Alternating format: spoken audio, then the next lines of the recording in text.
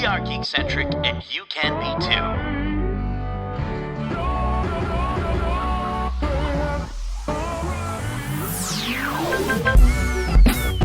Love ya. Laters. Bye. Get home safe, guys. Peace.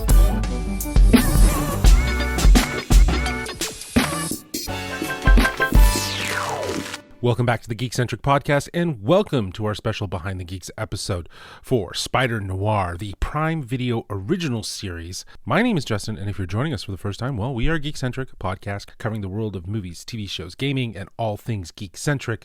And today I am so excited to be welcoming the showrunner for Spider-Man Noir, Oren Uziel. Oren is a screenwriter, producer, and director known for his work spanning both blockbuster comedies and genre films. He is most notable for writing the script for 22 Jump Street back in 2024, but he was also part of The Lost City, starring Channing Tatum and Sandra Bullock, The Cloverfield Paradox, which was the third installment in the sci-fi Cloverfield franchise.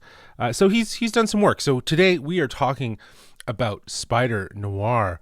Spider-Noir takes Spider-Man into a darker, pulp-inspired world, blending classic noir storytelling with a version of the character who's a little older, a little more worn down, and searching for redemption in a city that seems determined to keep him down.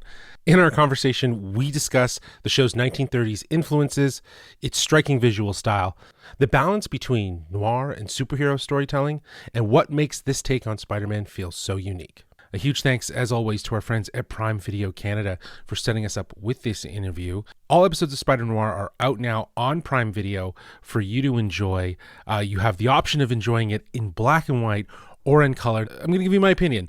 If you're not watching it in black and white, you're missing a huge point. There is some beauty to the shots in color, but the show was designed for black and white, and that's not just from a visual standpoint. That's from a performative standpoint.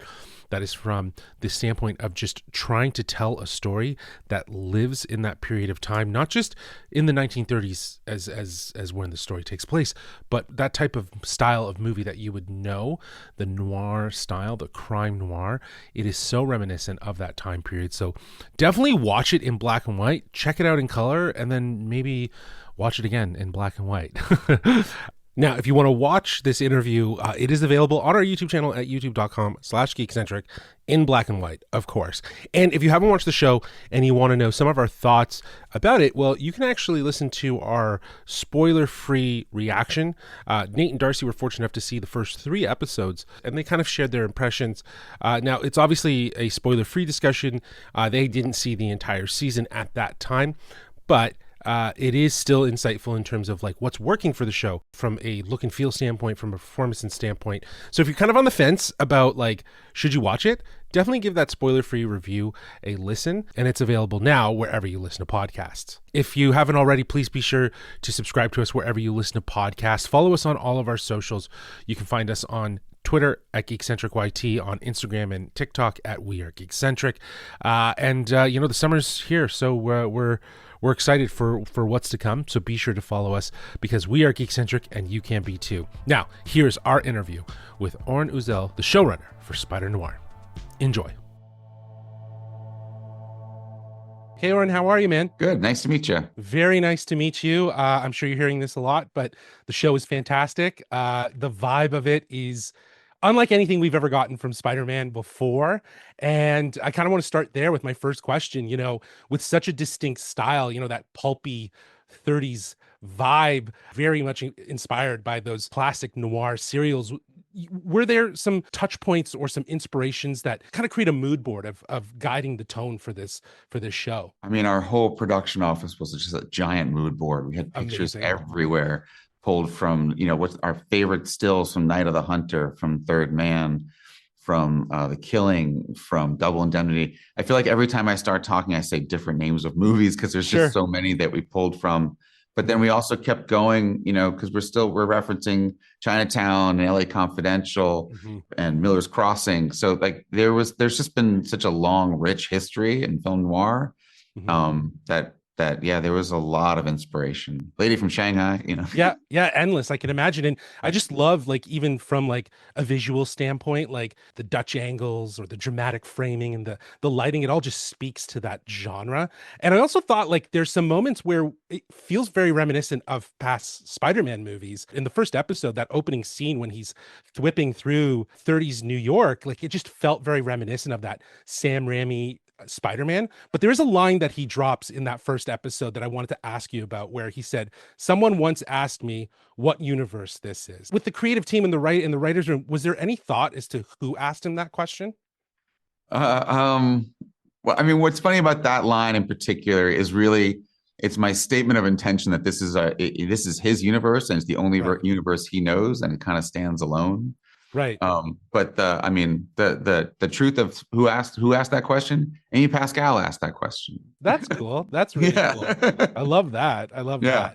that. Spider-Man stories have always been about, the youth, from a youthful angle, and the possibilities of a future. And with Spider-Noir, it feels more like a character looking for redemption after life has already really hit him hard. What did that open up for you creatively that maybe you wouldn't have been able to explore in a more traditional Spider-Man story? I mean, everything.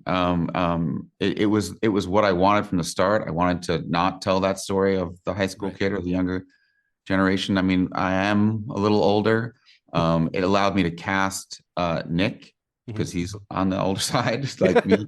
Yes. And it's just that's the story we haven't seen before. What happens to a guy like this, once he's been through a lot and lived and had experience and had some ups and had some downs and been punched in the face a few times. And what happens to Spider-Man when he becomes a little more cynical, a little more jaded, but maybe underneath that he's still the same guy.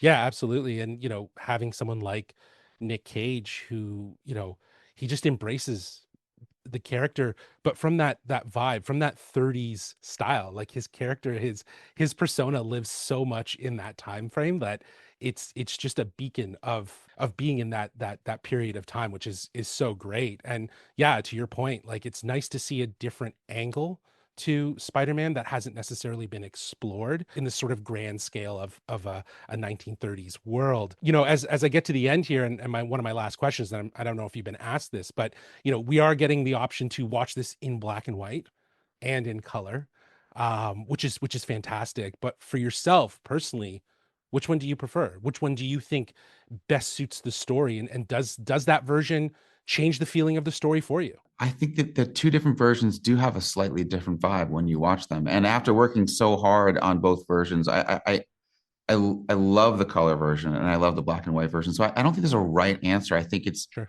watch the one that like is drawing you in, that you feel compelled to watch. Hmm. And then I would urge you, if you like the show, to consider watching the other version, just giving it a shot, because Hmm. it's a different feel. It There's a is. moodiness to the black and white. There's Hmm. a pulpy fun to the color. Like Hmm. it's very interesting to see how it changes the watch.